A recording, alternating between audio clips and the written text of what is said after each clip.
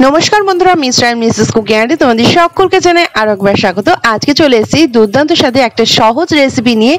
একদম কম টাইমের মধ্যেই তোমরা বাড়িতে ঝটপট এরকম এঁচোড় দিয়ে বানিয়ে নিতে পারবে নিরামিষ একটা অসাধারণ রেসিপি। একদম পুরনো দিনে আমার এক দিদার কাছে খাওয়া আজকের এই রেসিপিটা তোমাদের সাথে শেয়ার করছি। একদম পুরনো দিনের আর ইউনিক রেসিপি। আশা করছি তোমরা সাথে থাকবে, পুরো ভিডিওটা দেখার অনুরোধ রইল। যারা এখনো পর্যন্ত নতুন বন্ধু আছো আমার চ্যানেলটাকে সাবস্ক্রাইব করনি তাড়াতাড়ি করে সাবস্ক্রাইব করে নাও আর পাশে থাকা বেল আইকনটা ক্লিক করতে একদম ভুলো না। চলো দেখে নিই আজকের রেসিপি। আর এই রেসিপিটা কেমন লাগলো অবশ্যই কিন্তু তোমরা কমেন্টের মাধ্যমে জানাবে। আর রেসিপিটা দেখতে দেখতে ভালো লাগলে একটা লাইক করে দিও আর সাবস্ক্রাইব করে নিও এই চ্যানেলটা। চলো দেখে নিই আজকের রেসিপি।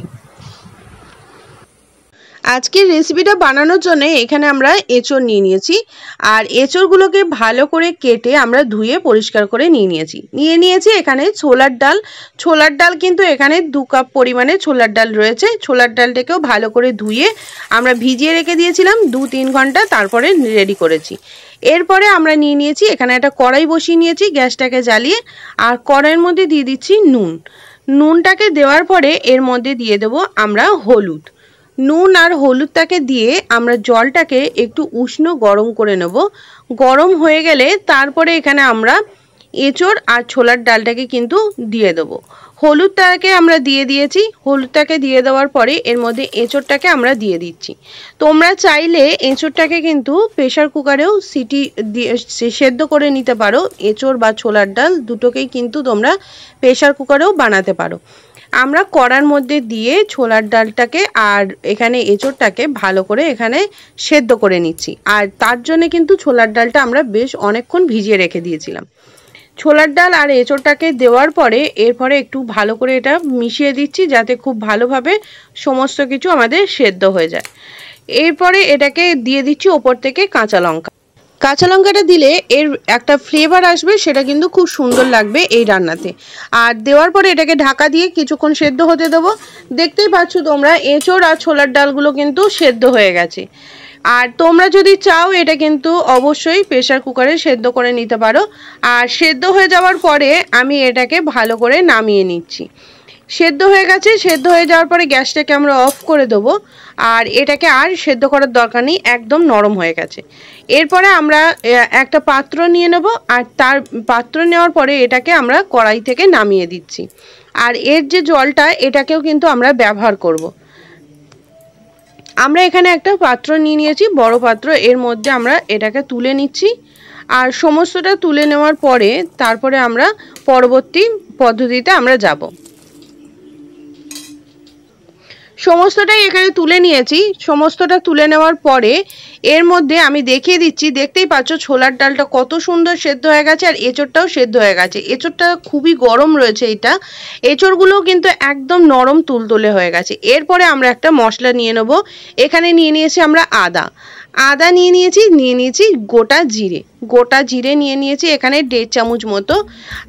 আর নিয়ে নিয়েছি কাঁচা লঙ্কা। আদা, গোটা জিরে আর কাঁচা লঙ্কাটাকে দেওয়ার পরে আমরা শিলে এটাকে ভালো করে বেটে নিচ্ছি। শিলে বাটলে এর টেস্টটা কিন্তু খুব সুন্দর আসে। তোমরা যদি না চাও তাহলে কিন্তু এটাতে মিক্সার গ্রাইন্ডারও এটা বেটে নিতে পারো, কোনো অসুবিধা নেই। এরপরে এটাকে দেওয়ার পরে ভালো করে আমরা বেটে নিলাম। আর বেটে নেওয়ার পরে দেখতেই পাচ্ছ খুব ভালো করে মিহি করে আমরা বেটে নিয়েছি। আর এটাকে আমরা একটা পাত্রে রেখে দিচ্ছি। এখানে আমরা কড়াই বসিয়ে নিয়েছি। কড়াইটা বসিয়ে নিয়ে এর মধ্যে দিয়ে দিচ্ছি সর্ষের তেল। এই রান্নাতে আমরা সর্ষের তেলের ব্যবহার করছি। দিয়ে দিচ্ছি এখানে গোটা জিরে আর শুকনো লঙ্কা ফোড়ন দিয়ে আমরা এটাকে ভালো করে একটু নাড়িয়ে চাড়িয়ে নিচ্ছি। গোটা জিরে আর শুকনো লঙ্কা ফোড়ন দেওয়ার পরে এর মধ্যে দিয়ে দিচ্ছি টমেটো। এখানে আমরা টমেটো দিয়েছি দুটো টমেটো ব্যবহার করেছি বড় সাইজে। দুটো টমেটো ব্যবহার করার পরে টমেটোটাকে একটু ভালো করে নাড়িয়ে দিচ্ছি যাতে টমেটোটা খুব ভালোভাবে গলে যায়। তাই টমেটোটাকে এর মধ্যে দিয়ে আমরা একটু ভালো করে নাড়িয়ে নিচ্ছি। টমেটোটা দেওয়ার পরে এর মধ্যে দিয়ে দিলাম আমরা নুন, স্বাদ মতো এখানে নুনটাকে অ্যাড করে দিলাম। আর নুনটা দিয়ে দেওয়ার পরে এটাকে একটু ভালো করে মিশিয়ে দিচ্ছি যাতে টমেটোগুলো খুব তাড়াতাড়ি গলে যায় আর খুব সুন্দরভাবে কিন্তু এটা রেডি হয়ে যায়। আমরা কিন্তু সেদ্ধ করার সময় ওখানে নুন দিয়েছিলাম, তাই সেই পরিমাণটা বুঝে দেবেন। আর এর মধ্যে দিয়ে দিচ্ছি হলুদটাকে দেওয়ার পরেও এটাকে খুব ভালো করে মিশিয়ে দিচ্ছি যাতে সমস্ত হলুদগুলো ভালো করে মিশে যায়। আর এরপরে টমেটোটা আমরা একটু সেদ্ধ হতে দেবো। টমেটোগুলো অনেকটাই সেদ্ধ হয়ে গেছে। আর এখানে আমি আদা, কাঁচা লঙ্কা আর জিরে যে বাটাটা পেস্টটাকে রেডি করেছিলাম সেটাকেও দিয়ে দিলাম। দিয়ে দেওয়ার পরে এটাকে খুব ভালো করে নাড়তে থাকবো এইভাবে। আর এটাকে ভালো করে মিশিয়ে দেওয়ার পরে এই মশলাটাকে একটু আমরা ভালো করে কষিয়ে নেব। দিয়ে দেবো এর মধ্যে সামান্য পরিমাণে জল। যে বাটিটাই রেখেছিলাম সেই বাটিটা ধুয়ে এর মধ্যে সামান্য পরিমাণে জল অ্যাড করে দিয়েছি। দেওয়ার পরে এটাকে ভালো করে মিশিয়ে দিচ্ছি, যাতে সমস্ত কিছু খুব ভালোভাবে মিশে যায় আর খুব সুন্দর একটা যাতে গন্ধ আসে।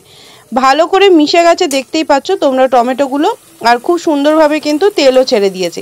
এরপরে আমরা দিয়ে দিচ্ছি এঁচোড় আর ডাল, যেটাকে সেদ্ধ করে রেখে দিয়েছিলাম সেটাকেই কিন্তু এর মধ্যে দিয়ে দিচ্ছি। সমস্ত এঁচোড় আর ডালগুলোকে দেওয়ার পরে আমরা কিন্তু এটাকে একটু ভালো করে মিশিয়ে দেবো। জলটাকে আমরা এক্ষুনি দিচ্ছি না, এটাকে দিয়ে ভালো করে আগে মিশিয়ে নিচ্ছি।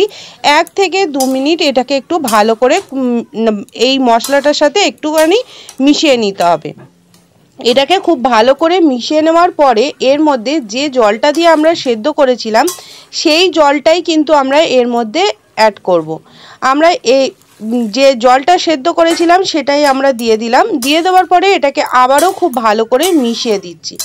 সমস্ত কিছু ভালো করে মিশিয়ে দেওয়ার পরে আমরা এটাকে আরও কিছুক্ষণ ভালো করে ফুটতে দেব। আর এটাকে কিন্তু ঢাকা দিয়ে একটু হতে দেব। ভালো করে এটাকে নাড়াচাড়া করে রেডি করে নিচ্ছি। আর দেখতেই পাচ্ছ কালারটা খুব সুন্দর এসছে। এর মধ্যে দিয়ে দিচ্ছি চেরা কিছু কাঁচা লঙ্কা। কাঁচা লঙ্কাটাকে দেওয়ার পরে ঢাকা দিয়ে আমি দিয়ে দিচ্ছি। ঢাকা দিয়ে রাখার পরে কিছুক্ষণ পরে আমরা ঢাকাটা খুলে দেখে নিচ্ছি। দেখতেই পাচ্ছ ঢাকাটা খুলে আমরা দেখে নিয়েছি। যেহেতু এটা ডাল তাই একটু আমরা ডালের মতো একটু ঘন রাখবো। আর এরপরে এর ওপর থেকে দিয়ে দেব আমরা ঘি আর এর মধ্যে স্বাদ মতো মিষ্টি। এর মধ্যে স্বাদ মতো চিনিটা দেব। যেহেতু এখানে ছোলার ডাল রান্না করছি তাই এখানে একটু চিনিটা এর মধ্যে অ্যাড করতে হবে, তাহলে এর টেস্টটা অনেক ভালো আসবে।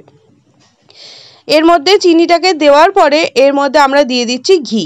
ঘিটাকে দিয়ে দিয়েছি। ঘিটাকে দিয়ে এটাকে ভালো করে মিশিয়ে দিলাম। আর ঘিটাকে দেওয়ার পরে এর মধ্যে কোনো রকম আর এটাকে ফোটানোর দরকার নেই। গ্যাসটাকে অফ করে এটাকে একটু ঢাকা দিয়ে আমরা রেখে দেবো, যাতে খুব সুন্দর ঘিয়ের গন্ধটা আসে।